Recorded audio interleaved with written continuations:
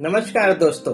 पिछले कुछ दिनों से मीडिया और सोशल मीडिया पर एक खबर लगातार चर्चा में है। एलआईसी का राजेश एक्सपोर्ट में निवेश और सेबी की हालिया कार्रवाई। कई लोग यह सवाल उठा रहे हैं कि क्या इस विवाद के कारण एलआईसी के पॉलिसी धारकों का पैसा खतरे में है।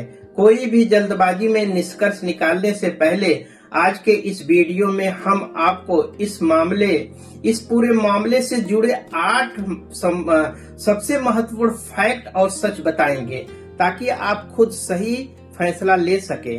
चलिए शुरुआत करते हैं। पॉइंट नंबर 1, सबसे पहले यह समझते हैं कि एलआईसी का राजेश एक्सपोर्ट्स में कितनी हिस्सेदारी है। एलआईसी के पास इस कंपनी में लगभग 10.8% की शेयर होल्डिंग है, जिसका मौजूदा मार्केट वैल्यू करीब 335 करोड़ है। सुनने में यह रकम बड़ी लग सकती है, लेकिन रुकिए।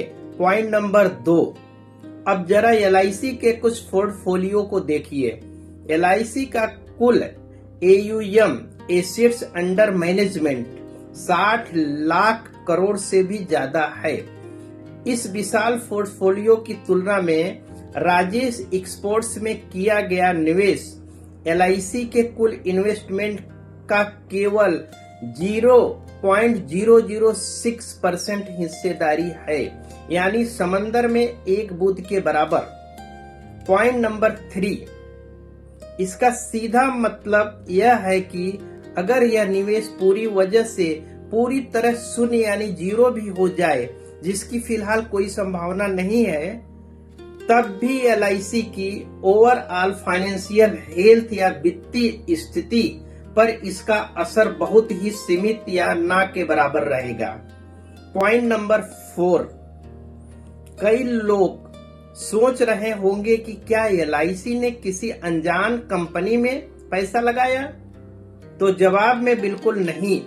राजेश एक्सपोर्ट एक जानी मानी लिस्टेड कंपनी रही है जो कई बड़े इंडस्ट्रियल इन्वेस्टर्स के पोर्टफोलियो का हिस्सा है। इतना ही नहीं, यह दुनिया के प्रमुख कीमती धातु रिफाइनरियों में से एक वालकम्बी की मालिक भी है। पॉइंट नंबर 5, एलआईसी के अलावा इस कंपनी में बड़े बड़े विदेशी संस्थागत निवेशक, म्यूचुअल फंड, ETFs और लाखों रिटेल इन्वेस्टर ने भी पैसे लगाए हैं। एलआईसी का यह फैसला उस समय मार्केट में उपलब्ध पब्लिक इंफॉर्मेशन के आधार पर लिया गया था। पॉइंट नंबर 6, अब बात करते हैं सेबी की कार्रवाई की।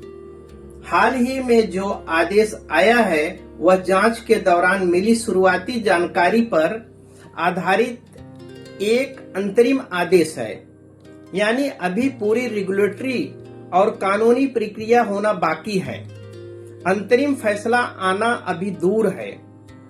पॉइंट नंबर 7, ध्यान देने वाली बात यह है कि इस जांच का मुख्य विषय कथित राजस्व रिपोर्टिंग और डिस्क्लोजर प्रपोज से जुड़ा है।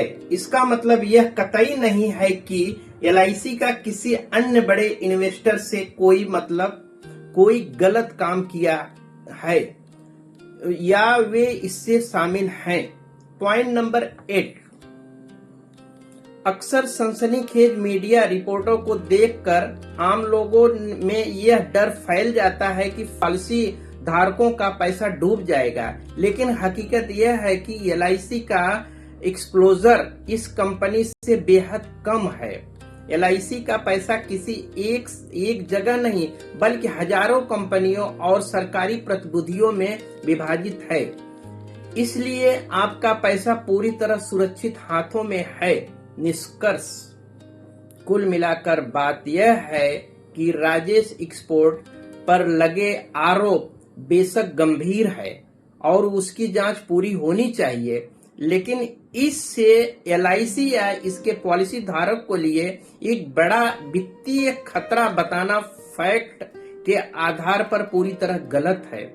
एलआईसी का निवेश बहुत छोटा है और इससे उसकी वित्तीय स्थिति पर कोई फर्क नहीं पड़ने वाला। LIC अपने पॉलिसी धारकों के विश्वास और हितों की रक्षा के लिए पूरी तरह प्रतिबद्ध है। अफवाहों से बचे, सही फैक्ट को समझें। धन्यवाद।